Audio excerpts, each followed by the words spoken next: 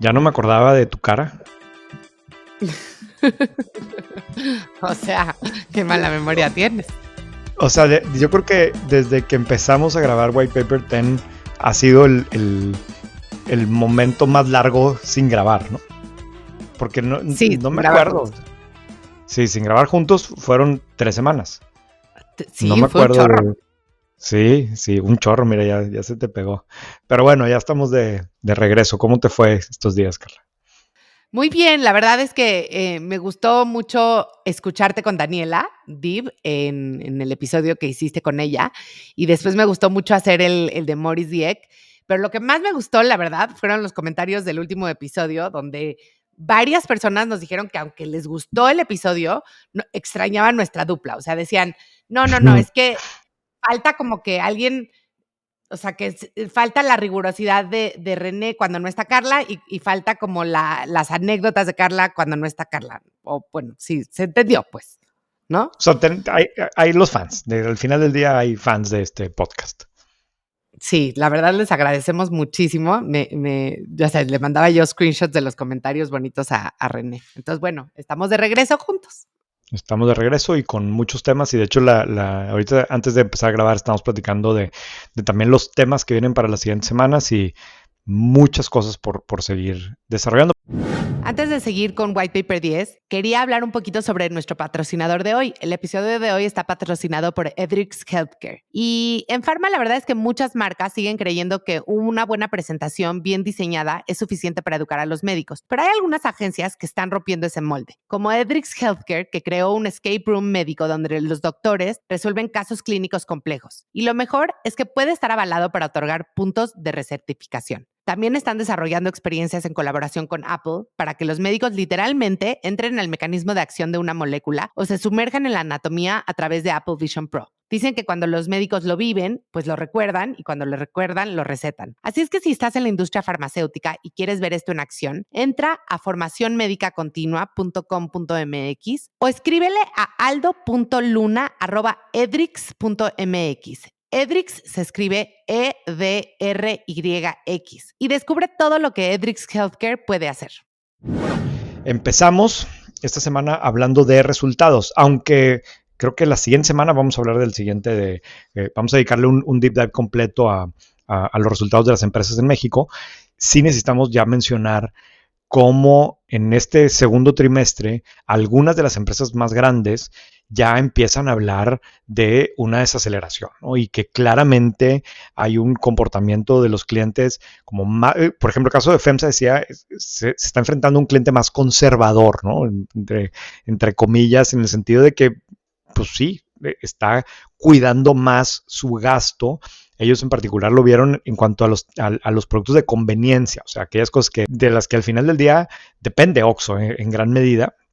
Eso les ha generado que como... muchas son de impulso, ¿no? O sea, que a lo mejor en vez de comprarte el chocolate y el refresco, igual y nada más te compras el refresco. En la llamada con analistas, creo que fue el CFO, porque uno de los analistas le pedía como que más ejemplos de esto, ¿no?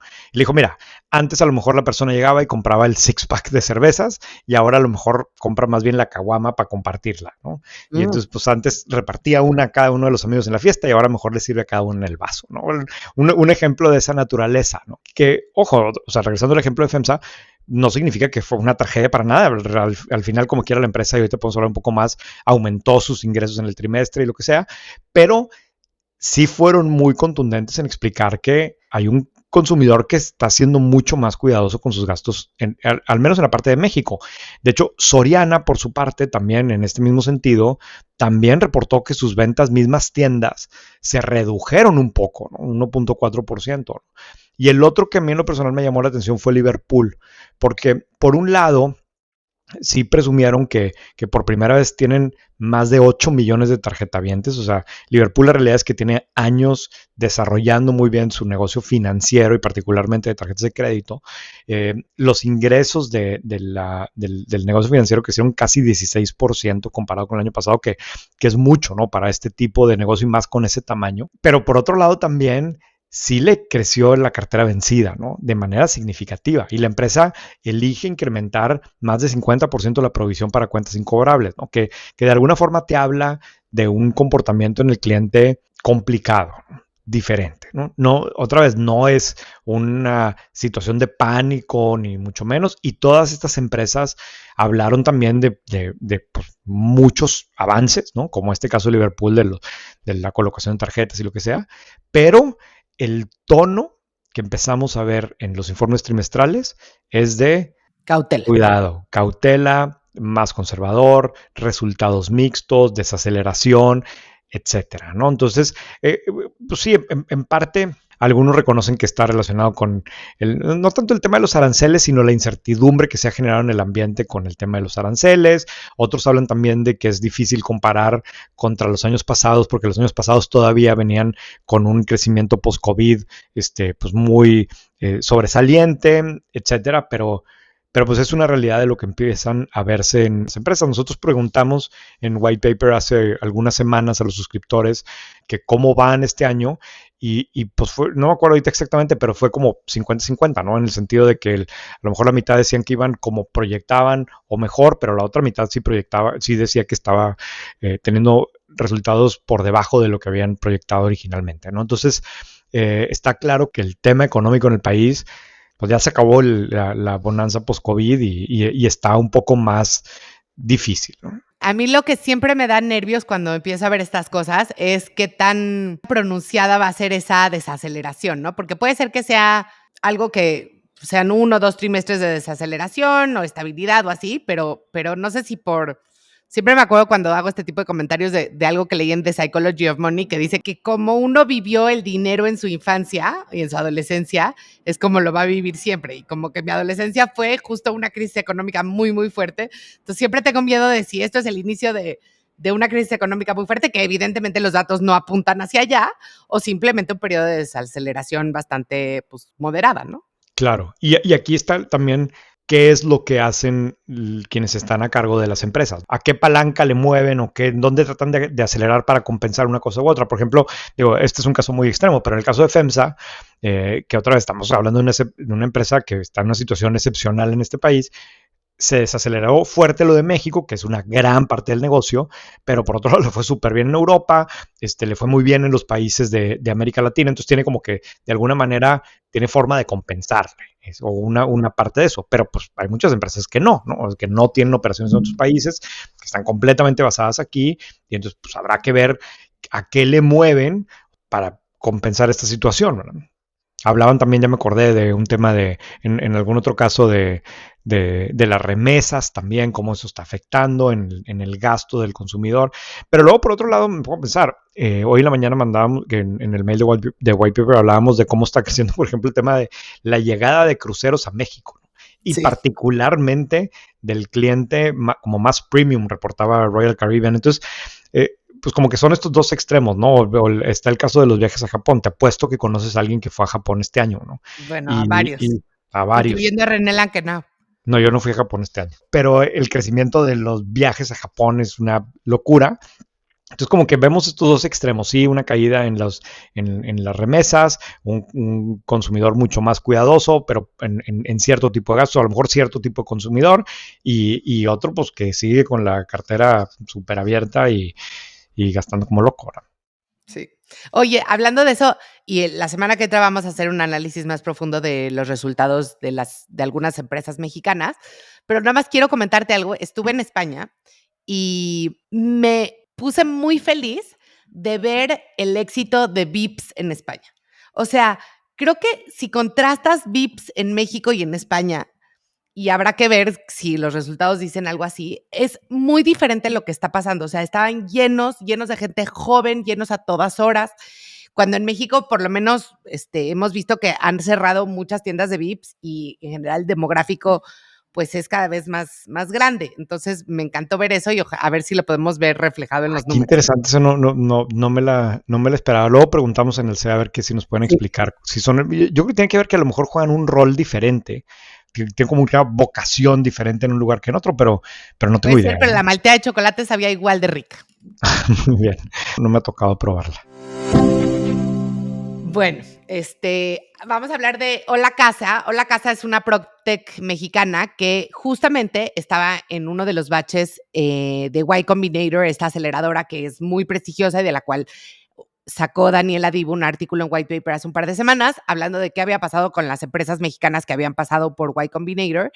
Y lo que esto trataba de hacer era hacer un broker hipotecario digital, un famoso iBuyer, que lo que decían es, bueno, se llevan vendiendo y comprando las casas igual desde toda la historia, ¿por qué no? Podríamos también digitalizar el proceso. Pues la nota es que la verdad es que dejó de operar, es decir, cerró sus puertas y lo que explicó su CEO en LinkedIn es que pues trataron de todo, ¿no? Trataron de hacerlo B2C, que la gente comprara directo la casa sin un broker, a través de los real estate agents, a través de los marketplaces más grandes de propiedades en México, y que la verdad se quedaron un poco atrapados entre ser una compañía de tecnología, una compañía de software y una agencia de marketing, y estaban lidiando con, ahora sí que pues ya sabían, ¿no? Con la compra más grande que iban a hacer la gente en toda su vida y entonces eso tenía muchas emociones y entonces no podían forecastear adecuadamente. En fin, yo creo que aquí más bien lo que pasó es que el modelo de negocios de los iBuyers en general,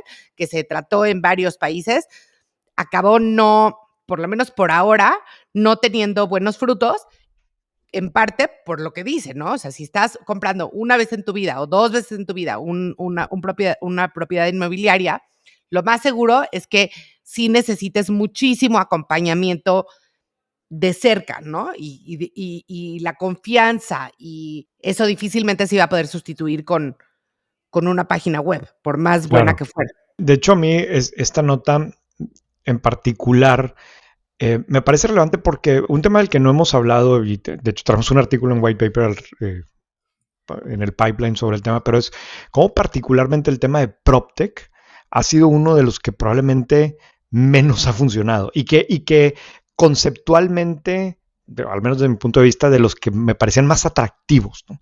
Como que meter tecnología, plataformas para transformar lo relacionado con temas inmobiliarios y como que hace mucho sentido conceptualmente. Dices, oye, claro, trámites innecesarios y firmas y papeles y copias y si esto lo puede ser mucho más ágil y transparente. Y no me refiero solamente a estos casos de los iBuyers, sino me pongo a pensar también en los Sonder y Kasai y todas estas empresas que usaban tecnología para, en este caso, para rentas de corto plazo y ninguna ha funcionado, ¿no? Y algunas crecieron mucho y aparte son modelos que requerían muchísima inversión y algunos de estos recibieron muchísimo dinero. Creo que no es el caso de la casa, pero algunas sí recibieron miles de millones de dólares. Y hasta ahora, hasta donde tengo identificado, yo creo que no hay, o son muy pocas las que siguen funcionando o las que han logrado algo significativo.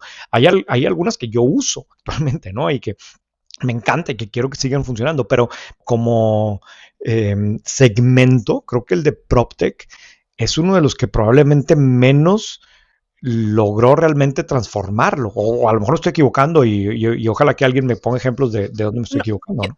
yo creo que depende, es que es muy grande cuando hablas de PropTech, o sea, hay un segmento que totalmente se transformó, que está hablando de los listings, o sea, ahora viene un poco más de hace más Pero años. los listings es avisos de ocasión, ¿verdad? O sea, eso simplemente se digitalizó, ¿verdad? Exacto, Se exacto. pasó al mundo digital, pero pues no cambió nada, o sea, siempre se anunciaban así las cosas. Tienes razón, pero digamos que se dejaron de anunciar en periódicos para empezarse a anunciar en páginas web que tienen un chorro de filtros, que puedes hacer análisis del precio por metro cuadrado, etcétera, etcétera. Creo que también el trabajo del broker inmobiliario se ha digitalizado mucho con herramientas que a lo mejor no son tan sexys, ¿no? Pero que sí, o sea, CRMs especializados en el sector inmobiliario, etcétera, etcétera. Los Centuries 21 del mundo, que eran estas como Sí. redes de brokers inmobiliarios, sí han sido sustituidas en cierto punto por redes digitales, pero Pero la parte no, de, claro que no. yo creo O que sea, sí. no, o sea, tú tienes que seguir pasando por Century 21 o por el que sea ahí en medio. Pero creo que cada vez menos, y hay algunas como Pulpo, por ejemplo, que están haciendo esa labor donde o sea, a ver, ¿qué te daba Century 21? Te daba el prestigio, el entrenamiento y el acceso a una red. ¿ok? Y eso sí creo que cada vez hay más PropTechs que lo están haciendo, o por lo menos los Centuries 21 se están teniendo que digitalizar muchísimo. Eso sí, o sea, digitalizar, o sea, si significa usar un iPhone y WhatsApp y de repente preguntarle algo a OpenAI, a ChatGPT, pues sí, pero el proceso sigue siendo más o menos el mismo. O sea, para mí este es un caso en donde realmente no hubo una disrupción. Puede ser, puede ser. No, O no sea, sé. O sea, a ver, seguramente nos van a buscar sí, los nos van protagonistas a para buscar. decirnos que estamos en lo incorrecto. No sé, por ejemplo, a mí me encanta usar Zillow, ¿no? Pero Ándale. más como una herramienta de entretenimiento. O sea, siempre que estoy en algún lugar en Estados Unidos y veo una casa, quiero saber cuánto vale esa casa y me meto a ver y es más, pues, literalmente un tema de entretenimiento. No sé Chisme. bueno, igual y si fuera un real estate agent no sé dónde, en Houston, pues sí, esa sería una Claro, lo herramienta que usarías me todo el serviría tiempo para muchísimo, ¿no? pricear, etcétera, ¿no? Sí, No, yo creo sí. que sí ha cambiado, quizás no tan profundamente, y también creo que el que no haya cambiado tan profundamente tiene que ver con dos cosas. Una, que sí creo que hay una parte del toque humano que no vas a poder sustituir porque necesitas que te den la mano en una transacción tan importante. Y la otra es que hasta que no cambien las regulaciones y los trámites para comprar y vender una casa, pues por más que digitalices, si igual Claro, tienes que llevar 700 millones de copias e ir al claro. notario público, pues no hay nada que hacer, No ¿no? hay nada que hacer, claro, que es un poco el tema de fintech, pero no nos vamos a meter ahí. Pero yo me pongo a pensar, es que Carla, all your rooms, ¿verdad? O sea, no te acuerdas, o sea, eso pues también eres PropTech, ¿no? O sea, esa recaudó billones de dólares y hubo un momento que iba a ser, que iba a destronar a los hoteles y Bueno, a, pero Airbnb, claro, siempre hay una excepción. O sea, siempre hay tienes el caso de Airbnb, pero luego tienes todos estos otros que no. Y por ejemplo, el caso de Sonder o Kasai en su momento, el producto era buenísimo. A mí me encantaba. sí. Pero el modelo económico, pues como que simplemente no hace sentido, ¿verdad? Sí, de acuerdo. Bueno, y hablando de modelos económicos que parece que ya no hacen sentido, pero que de repente hay unos cuantos outliers, sacaste una nota en White Paper de los centros comerciales en Estados Unidos, que la mayoría, la verdad, es que no les está yendo bien. El número de centros comerciales cayó 17% al año. O sea, entre 2017 y 2022 han cerrado un montón de centros comerciales y han dejado de abrir otros, pero hay unos cuantos que siguen siendo lugares destino, ¿no? Y entonces hablabas de la galería en Houston, que se abrió en 1970, que recibe más de 30 millones de visitantes al año, Incluyendo muchos mexicanos. y muchos mexicanos. King of Prussia, ¿dónde está King of Prussia a todo No, esto? no sé. A ver, déjame busco aquí. A ver, búscale. Creo que Que sí, como atrae en a... Minnesota o no sé dónde está. No, ese es Mall of the American, ¿no? Mall Mall of of the the America está Americas. en Minnesota. Ese 40 millones de visitantes al año. Pensilvania está esto. Pensilvania, Kings of Prussia. Y el más grande del país, que es Mall of the Americas, que está en Minneapolis, según yo, 40 millones de visitantes anuales. Yo odio los malls. O sea, es de las cosas que más me chocan en la vida son los centros comerciales. A mí también. O sea, a ver, todo lo que ves que traigo puesto aquí, lo compré o en Amazon Basics o en algo así. O sea, yo todo lo compro ya online y para mí como que es lo peor que me hagas ir a un centro comercial. Pero para mí lo importante de esta historia es que son esos casos que como que si ves las estadísticas, dices, no, pues no hace ningún sentido los centros comerciales, o al menos este modelo de moles en Estados Unidos, porque cada vez hay menos. Pero siempre hay un poco, como hablamos del caso de Airbnb, siempre hay las excepciones que son increíblemente exitosas, ¿no? Esta nota que viene originalmente de Modern Retail, pues sí, cuando vi el nombre de la galería, que está abierto desde 1970, o sea, es bastante más grande que tú y que yo, y que sigue siendo demasiado popular, ¿no? Y ya hemos hablado antes también de cómo los que sí están creciendo son los que están dirigidos a un segmento más alto, con tiendas más caras y en esos formatos más bien abiertos y demás. O sea, claramente funciona.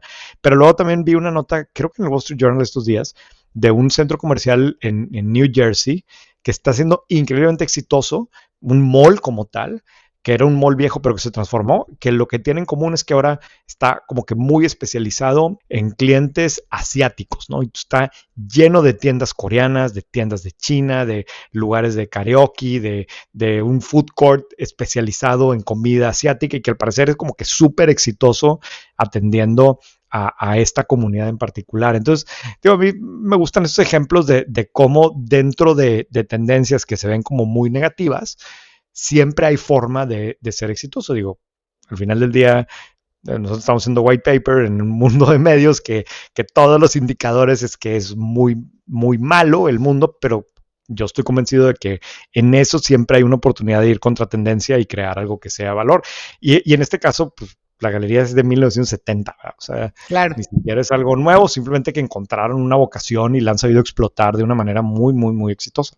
Fíjate que me llamó la atención que no mencionaba el artículo Aventura Mall, que también es o sea, es más chico en términos de tanto tamaño como visitantes, lo visitan 20 millones de personas al año, pero en términos de ventas por metro cuadrado es uno de los que más genera en Estados Unidos, después de Ball Harbor Shops, que son estas tiendas en Miami súper, súper ultra lujosas, entonces obviamente pues generan mucho más. Y yo estaba pensando ahorita que hablabas que, a ver, hablamos de 4 casos, uno que está en Texas, uno que está en Florida, uno que está en Minneapolis y otro que está en Pensilvania. No sé si también tenga que ver que los malls son más exitosos en climas muy extremos. Porque, a ver, comprar siempre, o sea, en todos lados la gente compra, ¿no? Pero Claro. la diferencia de a lo mejor en Nueva York, donde la gente compra más en tiendas al pie de calle, ¿no? Que ir a un mall, no sé si tenga que ver con 2 cosas, con el clima y con el uso del coche de esas ciudades. O sea, en Houston, por lo que entiendo, si no usas coche no puedes ir a ningún lado, ¿no? Igual que Claro. en Miami. Claro, probablemente sea uno de los factores importantes. De hecho, cuando hicimos un artículo sobre los centros comerciales de Costa Verde, ¿te acuerdas que el año pasado hablamos mucho de ellos porque los quería comprar Planigrupo y Me todo? acuerdo mucho. Mi esposo me decía, ya René con su monotema de Acosta Verde y Bueno, es que para mí Planigrupo. era interesante porque nunca vemos hostile takeovers o intentos de hostile takeovers en México. Cuando entrevisté a Jesús Acosta me explicó que, o sea, uno de los elementos importantes en ese segmento en particular que atienden con los Sendero es precisamente el aire acondicionado, ¿no? O sea, hay que el ir a un lugar fresco, agradable, bonito, que se puedan pasear, ellos están sobre todo en el norte de México, en Monterrey, en la frontera y demás lugares que hace muchísimo calor, ¿verdad? Entonces, pues sí, claramente debe ser un elemento importante. Pues sí.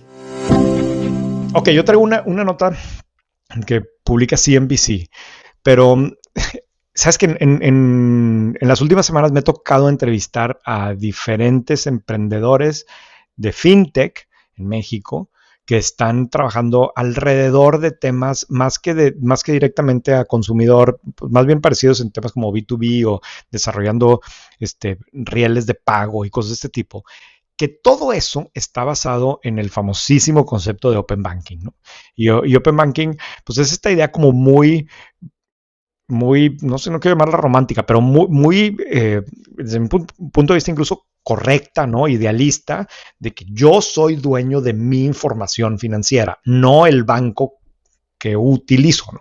Esa información es mía, ¿verdad? Y por lo tanto yo quiero que X app, el app, vamos a llamarle lo que sea, el app blanco, tenga acceso a mi información para que me pueda ofrecer X cosas, ¿no? Y entonces tu banco quiero que le des ese acceso y esto ha generado mucho debate en, no sé, los últimos 15 años. Se ha cambiado legislación en muchos países y se han ido adecuando las cosas para que los bancos le den acceso a estas aplicaciones o a las empresas de fintech para que puedan consultar la información de sus clientes y que de alguna manera haya un flujo más transparente de información y se le pueda sacar más provecho a la información y no solamente el banco utilice mi información, porque esto es bien importante, ¿no? Al final del día, los bancos generan muchísima información y ese es uno de los grandes activos, que saben cómo me comporto, saben qué compro, cuándo compro, dónde compro, cuánto me pagan la quincena, qué capacidad de pago, cómo me he comportado antes con los créditos y por lo tanto tienen capacidad de ofrecerme productos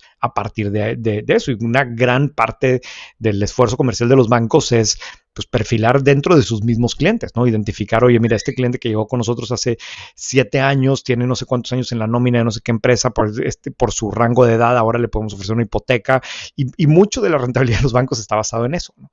Claro. Entonces con Open Banking, quizás a algunos bancos no les gustaba tanto la idea porque pues, ahora tienen que compartir esta información con quien de alguna forma u otra también les pretende competir, ¿no? Pero han habido muchos avances y todos esto se conecta por medio de APIs y ahí va la cosa para arriba y para abajo. La nota en particular habla de que JP Morgan, que al final del día es el banco más grande en Estados Unidos y sin duda es el referente en el mundo global del tema de financiero, dice, oye, espérate, se están pasando ya con las consultas. Y tan solo el mes pasado, estas apps, o sea, JP Morgan recibió casi 1.900 millones de solicitudes de información por parte de este tipo de startups. Y según JP Morgan, solamente el 13% fueron iniciadas por los clientes. O sea, todas las demás es porque la fintech está, pues, afinando su producto o buscando perfilar clientes. Esto, dice JP Morgan, oye, espérate, o sea, me está generando una enorme carga en mis sistemas, porque pues al final del día tienen que atender todas estas solicitudes, que más que se duplicaron en los últimos 2 años, según el banco, y pues lo que JP Morgan quiere hacer es cobrar por esto. Ok, quieres consultar la información, claro, te atiendo, ven, consúltala, pero te voy a cobrar, ¿no? Y hay muchas fintech que requieren esto para funcionar y que si van a tener que pagar por esto, pues les va a cambiar por completo el modelo económico, ¿no? Obviamente esto está generando muchísimo ruido en el ecosistema emprendedor. Es que tiene todo el sentido del mundo, ¿no, René? O sea, suena muy romántico esto de que tu información es tuya y no del banco y entonces tú debes de tener acceso gratuito, etcétera, etcétera. Y eso estoy 100% de acuerdo. Eso es muy diferente a que ahora 100 fintechs quieran tener acceso, porque yo una vez di clic de sí puedes tener acceso a minar y minar y minar mi información para luego venderme a mí otros productos financieros. Claro, eso es un poco otro de los argumentos que usa JP Morgan, ¿no? Y va a generar muchísimo ruido esto, sobre todo porque es JP Morgan el que lo está diciendo. Por otro lado, si te pones a pensar, sí hay algunos casos de fintechs que están en este segmento que han sido sumamente exitosos y que ganan muchísimo el dinero, pero la mayoría yo creo que no, ¿verdad? Entonces, si tú les metes esta barrera, ya valieron, o va a ser muy difícil de que lo puedan seguir desarrollando. Evidentemente estamos hablando de algo que está pasando en Estados Unidos. Yo no sé en qué nivel esté actualmente en México. Hay una persona a la que le quiero preguntar y lo voy a buscar estos días a ver que me dé su opinión. Pero A ver, en México, hasta la última vez que yo traté, que ya fue hace un par de años, pero a mí me encantan, o sea, a mí, como sabes, me encanta analizar mi información financiera, sobre todo de gastos, ¿no? Entonces, una vez al año bajo toda mi información y la clasifico y veo cuánto gasté en restaurantes versus regalos versus colegiaturas, uniformes, así. Y hay muchas apps que se pusieron muy de moda en alguna época en Estados Unidos, tipo Mint y así, que se conectaban a tu banco, y hasta la última vez que chequé, todavía en México no se podía. por ejemplo, Zenfi en Guadalajara hace algo de esto, ¿no? Y funciona bastante bien. No pues sé qué mira. tipo de limitantes tengan. Claro, ¿Cómo se o sea, escribe en Zenfi? México con Z ¿Y con I? y con I latina, sí. ¿Y tú lo usas? Yo no lo uso, pero dos de mis hijas sí lo usan. Ah, mira. Y funciona bastante bien. Ah, ya habíamos hablado de esta, me Sí, acuerdo, que era que te sí, sacaba tu de credit score. Guadalajara. Ajá. Sí. Y ha crecido, y entiendo que ha crecido mucho, pero creo que sí la gran diferencia es que todos este tipo de cosas en México pues, son infinitamente más chiquitas de lo que han crecido, de las que han crecido en Estados Unidos. Entonces, quizás no hace todavía tanto ruido para los bancos, pero pudiera ser que en algún momento lo haga, ¿verdad? Y parte de lo que dice JP Morgan es, oye, espérate, realmente estos güeyes me quieren competir, ¿verdad? Entonces, sí, está padre, yo te quiero ayudar a ti, cliente, pero tampoco quiero que el otro esté desarrollando su negocio a partir de usándome a mí para desarrollar su propia empresa, ¿no?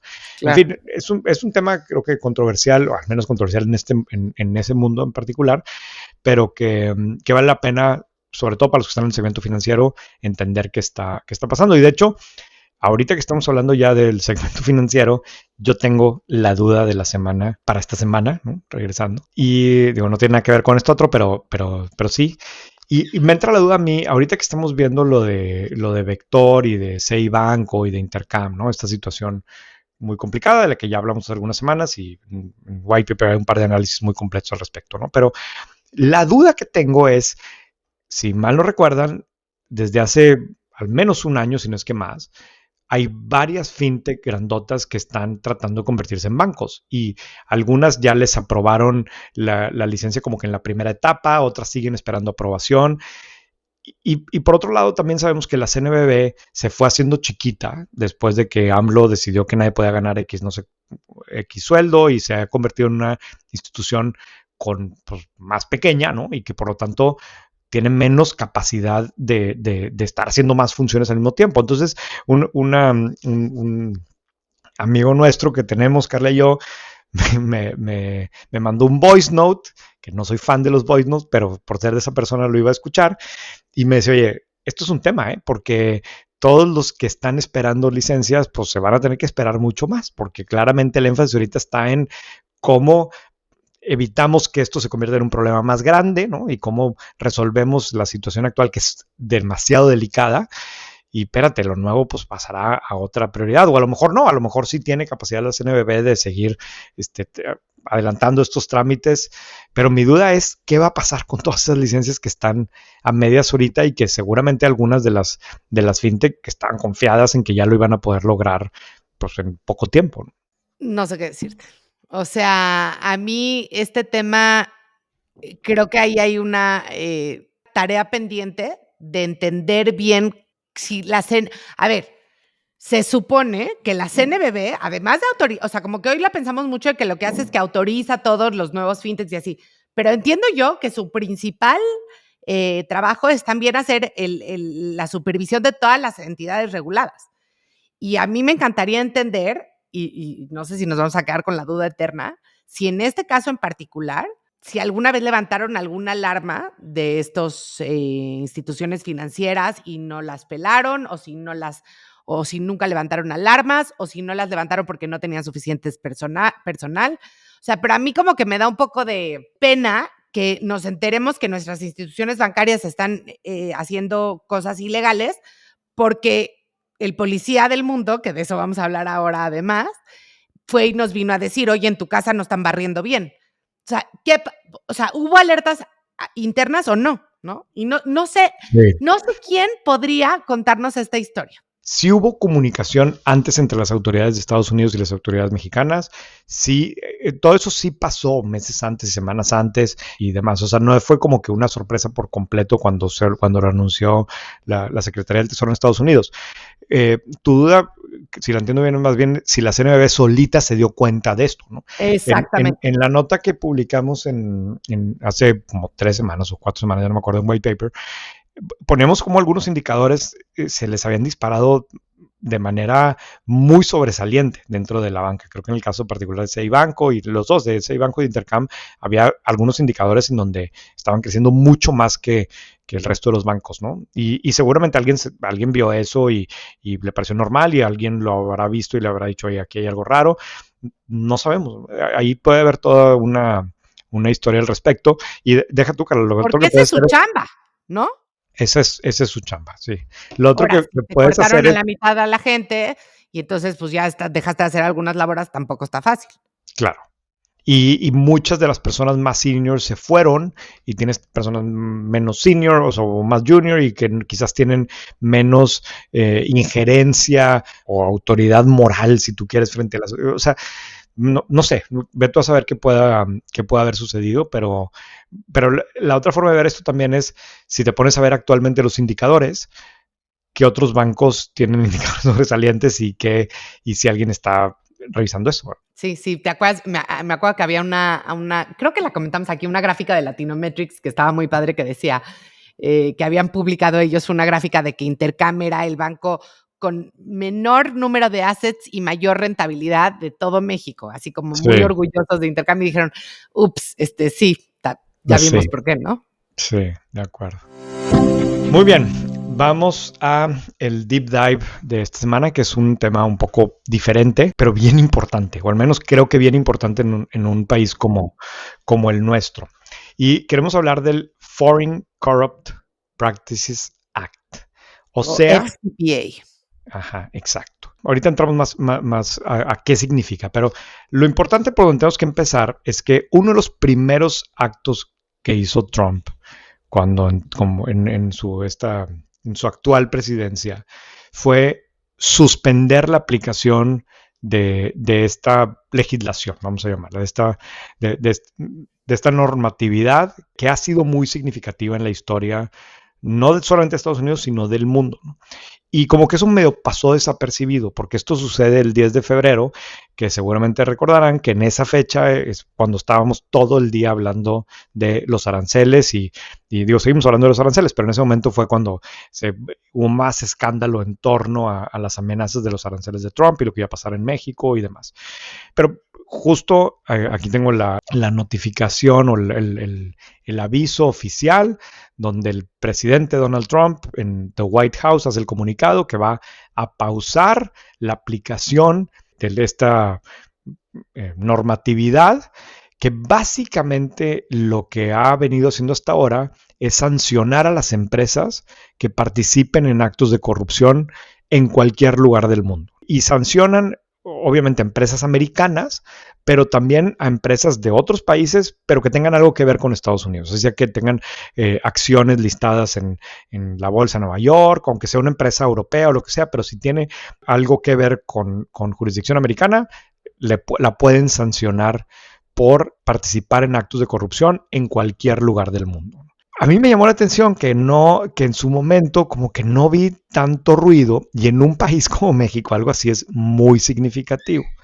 Porque lo que esta normatividad hace o hacía es que si tú eres una empresa americana y llegas a México y dices, oye, voy a hacer X negocio, mi filial que tengo ahí, y le sale una oportunidad para ganar un contrato dándole lana al funcionario, evidentemente tiene incentivos para no hacerlo, pero particularmente dice, es que si lo hago y me cachan, las autoridades de Estados Unidos me van a sancionar, que no es lo mismo tenerle miedo al policía americano que al policía mexicano, por lo que sea en este país, ¿no? Hay un podcast que escuchamos Carla y yo la semana pasada que narra toda la historia, y lo podemos poner la liga para que lo escuchen directamente si les parece, pero la idea es resumirles aquí un poco de por qué existe esto, de qué ha pasado en el pasado gracias a esta normatividad, y por otro lado, un poco de las dudas de qué es lo que sigue, ¿no? Claro, y lo interesante aquí es que en el podcast de NPR, de Planet Money, que es muy bueno, hablan desde dos ángulos. Uno, desde, a ver, ¿qué es la corrupción en las empresas? Y tratan de contestar la pregunta de si la corrupción es una manera de, como ellos llaman, engrasar las ruedas y hacer que las cosas sucedan más rápido y entonces que los negocios fluyan mejor y que pues así son las cosas y no hay de otra. O si la verdad es que son malas para los negocios. Y lo que terminan concluyendo, que a mí me pareció un poquito contraintuitivo, pero muy alentador, es que no, la corrupción siempre es mala para los negocios. O sea, porque cuando tú crees que con una mordida estás engrasando las ruedas y estás haciendo que las cosas sucedan más fáciles, lo que estás realmente haciendo es incentivar a que ese sistema corrupto que te pide mordidas por dar cada paso se haga más grande, ¿no? Y que los diferentes funcionarios de gobiernos, burócratas, como les quieras llamar, pues ahora tengan un incentivo mayor a seguir pidiendo. No, y incluso hacer normas más complicadas, porque si tienes más requisitos y más copias que llevar y más cosas que cumplir, pues son más oportunidades de corrupción. Pero me quiero ir un paso para atrás, porque a mí me pareció muy interesante el origen incluso de por qué existe, por qué Estados Unidos se mete en esto, ¿no?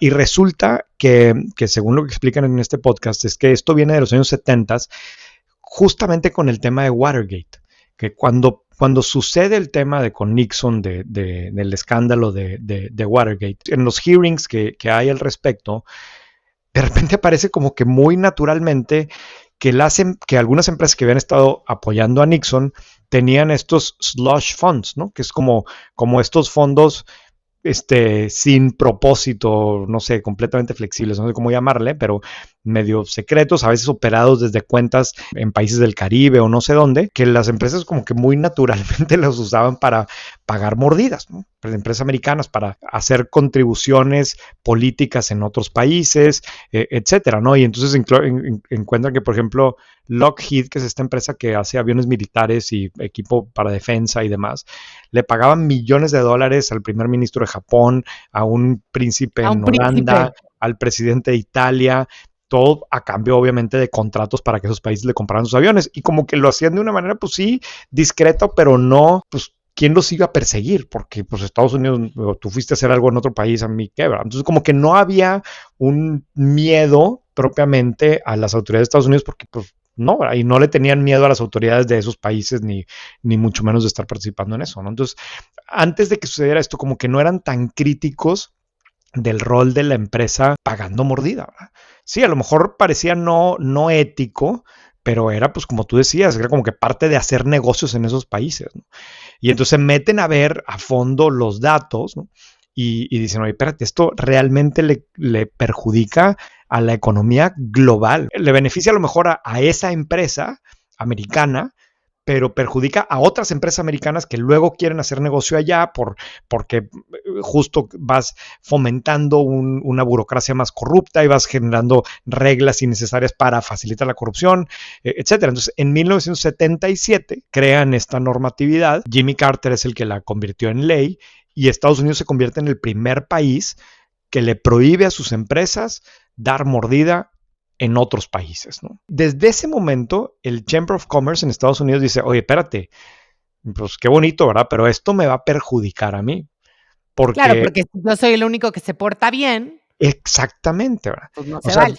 claro, voy a tener, o sea, si quiero hacer negocio en países en donde todos pueden pagar mordidas sin problema y a mí sí me vas a castigar, pues me vas a poner en desventaja. Entonces, realmente esto es algo que, de hecho, esto es lo mismo que argumenta Trump y por eso suspende la aplicación de esta normatividad, pero es algo que viene desde el principio, ¿no? Y lo que cuenta en el podcast es que, pues como que en los primeros años fue muy difícil aplicarlo y que las empresas lo empezaron a obedecer, pero eso cambia en 1997 cuando los 29 países de la OCDE firman un acuerdo contra corrupción que de alguna manera refleja este principio y ahora sí, en principio, pues iba a ser ilegal la corrupción de las empresas en cualquier país pues, si fueran empresas relacionadas con esos lugares. Ahora, lo que sí sabemos es que, pues esto, si tú te vas a ver a lo largo de la historia, sí han habido muchos casos en donde las autoridades de Estados Unidos sancionan a las empresas por facilitar corrupción, por pagar mordida, por lo que tú quieras. Y de hecho, nos pusimos a investigar y encontramos que México es el cuarto país que tiene más instancias de esto. El número 1 es China, perdón, después Brasil, después India y después México, después Indonesia, Irak, Nigeria, etc. Y hay algunos ejemplos de casos muy conocidos y otros menos conocidos, ¿no? Creo que el más conocido es el caso de Walmart, ¿no?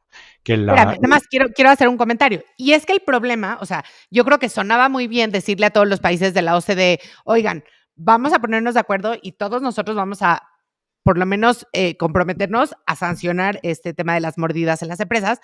El gran problema, y ahora que lo dices que el número 1 es China, es que China no pertenece a la OCDE.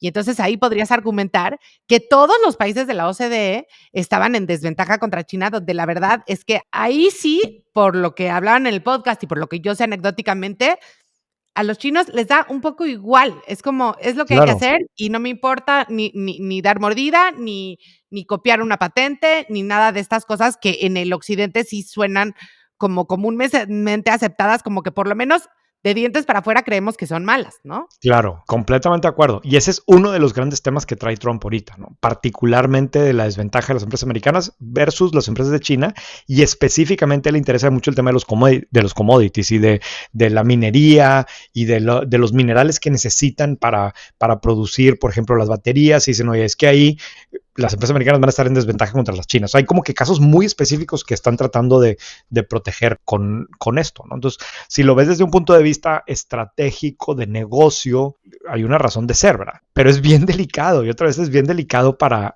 un país como el nuestro, ¿no? Porque sí es una realidad que muchas empresas se han cuidado y han sido especialmente pues, cuidadosas de no incurrir en este tipo de situaciones porque le tienen miedo a las autoridades de Estados Unidos. Y mira, otra vez, regresando al ejemplo que yo quiero poner, que es el de Walmart, ¿no? O sea, a Walmart le pusieron una multota gigantesca hace algunos años por incumplir el FCPA, específicamente porque les decían las autoridades de Estados Unidos que por no tener controles internos, las subsidiarias de Walmart en México, en India, en Brasil y en China habían permitido o incluso pagado mordidas para conseguir permisos de tiendas y licencias y demás. Incluso me metí a leer el fallo completo y reportaban que pues había una parte de la estructura de las subsidiarias de Walmart que pues sabía que para poder hacer las tiendas necesitaba pagar mordida y pues como todas las demás lo hacían en ese país también lo había venido haciendo, pero claro, a las demás cadenas de supermercados o retailers o demás en ese país nadie los había sancionado, pero a Walmart pues sí le tocó, ¿verdad? Entonces yo quiero suponer, esto fue como creo que en el 2019, ¿no? Cuando finalmente salió la resolución, pero se refería a casos de corrupción de hace 20 años o no sé cuánto tiempo, ¿no? Yo quiero suponer que a raíz de este tipo de cosas, Walmart se pone hoy, o Walmex se pone demasiado cuidadoso en que no vaya a incumplir porque le tiene terror, no solamente que le vuelvan a poner una multa, sino pues un tema reputacional, un tema de decir, oye, espérate, yo no puedo caer en este problema en Estados Unidos. Pero ahora Estados Unidos dice, espérate, si quieres, yo me voy a voltear, ¿verdad? Llégale. No, haz lo que quieras, ¿verdad? Entonces es bien delicado. Otra vez, no quiero seguir hablando de esta empresa en particular, pero pues para cualquier otra empresa multinacional o, no sé, hemos visto muchos casos en México de empresas multinacionales que se meten en problemas y que a raíz de eso se vuelven ultra puritanas y cuidan y entonces se vuelven como que empresas que ahora sí respetan y quizás al otro extremo, pero ahora le está diciendo el policía, espérate, si quieres ya no te voy a voltear a ver, ¿verdad? Haz lo que quieras, ¿no? No sé, a mí me parece que este es el tipo de cosas que sí pueden ser muy significativas. Me pongo a pensar que hay segmentos en México en donde no participan tantas multinacionales y yo quiero suponer que una de las razones es esta, ¿no? No sé, en temas de corrupción, de construcción, perdón. Sí hay multinacionales gigantescas que participan y a cada rato se meten en problemas de corrupción, pero quiero suponer que hay muchas otras que no entran porque dicen, oye, es que realmente en México para conseguir el contrato, para construir infraestructura, voy a tener que dar mordida y pues mira, ¿para qué le muevo? Y mejor me voy a otro país que no, ¿verdad? Pero si ahora ya nadie me va a sancionar, pues yo quiero suponer que va a haber segmentos en los que va a haber más competencia para empresas mexicanas, ¿no? Ahora, ojo, según yo, no es que la quitó por completo, simplemente hizo la regulación como más laxa. Y también si yo fuera una empresa americana o de Pero cualquier... suspendió su aplicación, ¿eh? O sea, el título es pausamos el enforcement y vamos O a sea, revisar y no sé qué pero a cosas. ver, pausar el enforcement, creo, que es como decir, ya no voy a tener policías para buscar, para sancionar a la gente que se pase el alto. Eso no quiere decir que te puedes pasar el alto, Bueno, simplemente que sí, no te voy a claro. estar observando, ¿no? Sí, sí. Este, Tampoco me imagino un email de las compañías gringas, del CEO a sus subsidiarias internacionales de decir, oigan, pues ya lléguenle, ahí está otra vez el cash desk, ¿no? ¿Por qué no. no platicas un poco del cash desk que me pareció Es que está increíble? buenísimo. Sí, lo platican y fíjate, lo platican también en el libro que quiero recomendar, pero resulta que, por ejemplo, en Suiza, hasta hace muy poquitos años, y por eso muchas de las empresas de commodities están basadas en Suiza, podían deducir las mordidas, ¿no? Y no podían registrar como que un pago de una contribución y lo explican ahí muy, muy bien y era como que un gasto deducible porque era un gasto de hacer negocio, ¿no? De crecer el negocio en países de África y pues sí, seguramente también en México, ¿no? Y pues digo, cuenta tú el del cash desk.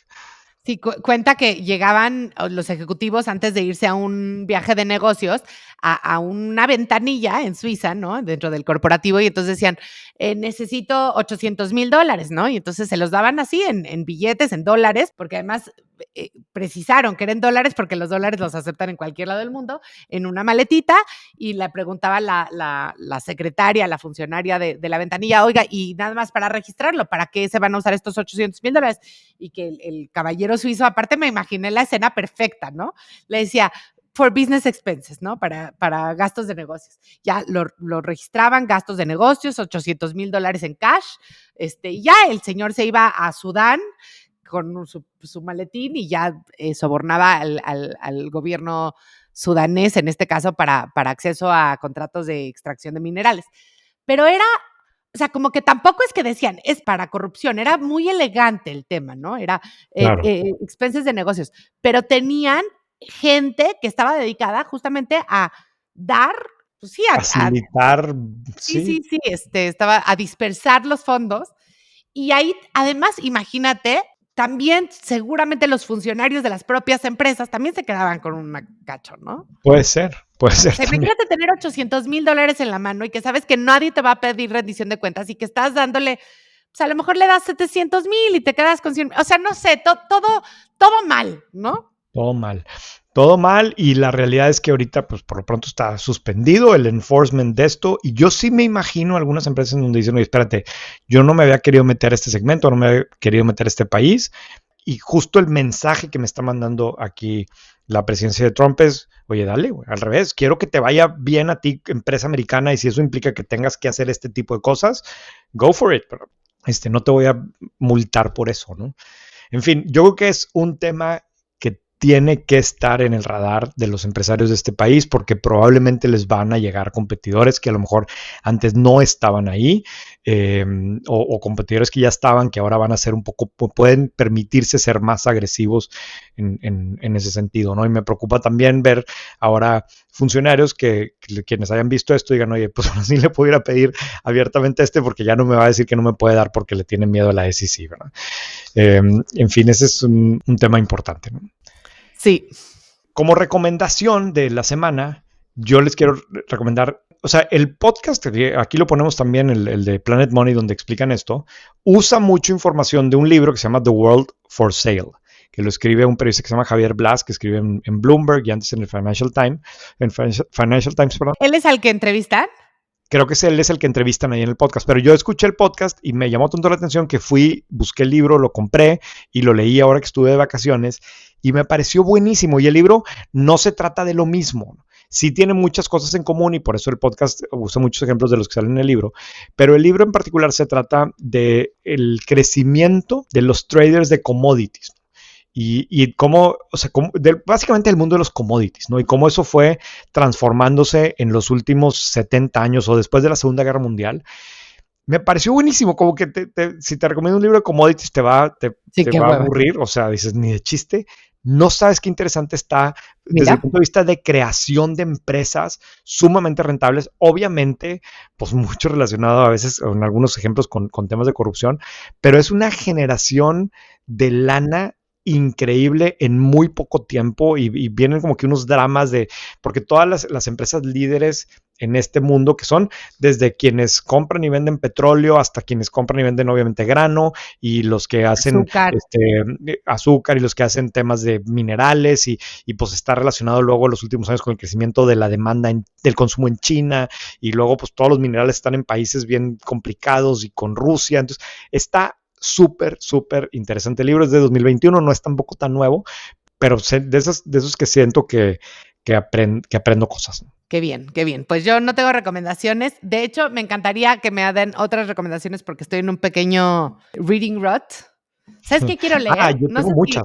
Sí, recomiéndame. Me dio mucho gusto que esta semana alguien me escribió que leyó un libro que les recomendamos aquí, que nos gustó mucho a los dos, del de The God of the Woods. Pero, ¿sabes qué quiero leer? Sí. Y no sé si lo vamos a cortar. Escuché un podcast del New York Times de que El Gran Gatsby está cumpliendo 100 años y hablaban de la importancia de esa novela y nunca la he leído. Entonces la bajé y hoy me voy de viaje y a ver si me la echo. Muy bien. Pues yo finalmente me rendí. No sé si te acuerdas que hace tiempo aquí conté de mi Goodreads y que no podía recuperar mi cuenta y pues finalmente no la pude recuperar.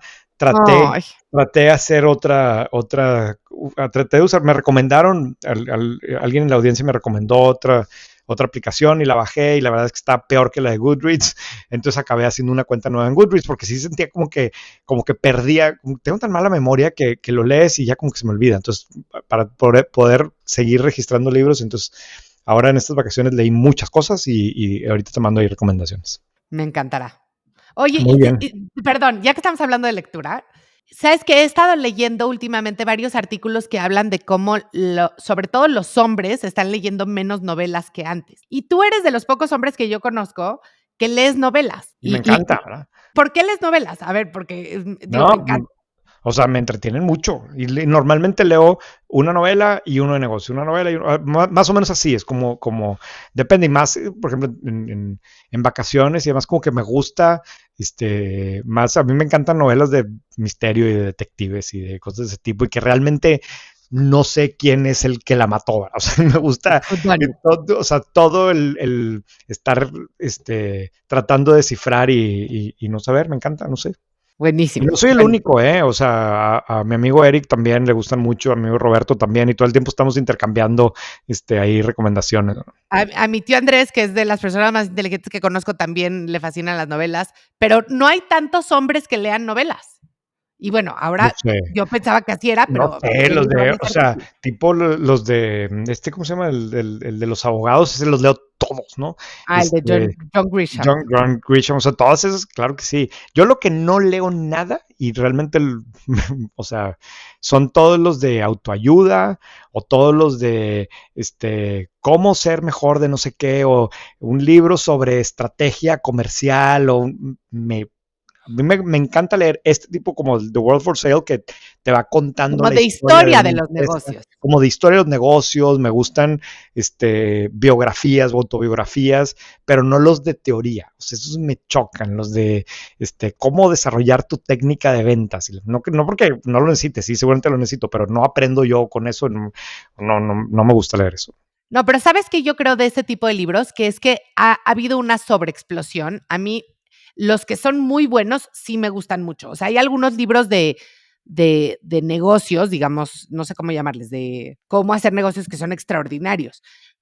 El O dilema sea, del innovador de Clayton Christensen es bueno, por eso, fantástico, sí, ¿no? o sea, eso, good to great, ¿no? O sea, hay, Exacto. hay libros así clásicos muy, muy fregones que a lo mejor incluso ya están un poco viejones, como Good to Great, que la mitad de esas empresas ya quebraron, pero que creo que son correctos, pero me cuesta mucho empezar una cosa de esas. Y hay tantos, por ejemplo, mira, Start with Why, ¿no?